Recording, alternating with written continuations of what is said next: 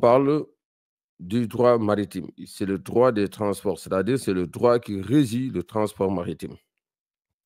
Et nous avons 3 conventions, 2 applicables et une convention qui n'est pas encore entrée en vigueur.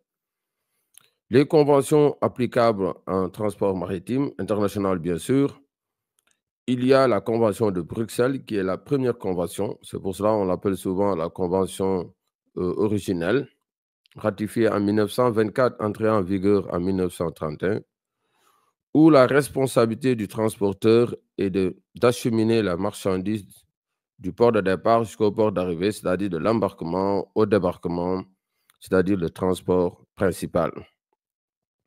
Après, il y a eu bien sûr les règles de l'AE et des Visby. Peut-être ça, c'est les juristes du transport qui vont entrer dans les détails. Mais quand on parle maintenant de la convention, après, il y a eu la convention de Hamburg.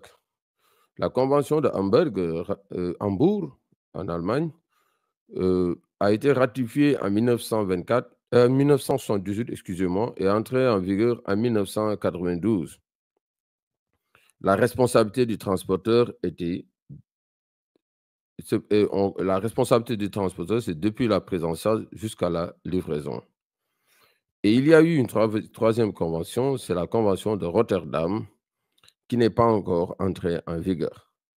Mais si nous parlons du Sénégal, il y a eu des conventions nationales par rapport au transport de marchandises, le code de la marine marchande, et par rapport aux personnes, c'est-à-dire le COCC, le code des obligations civiles et commerciales.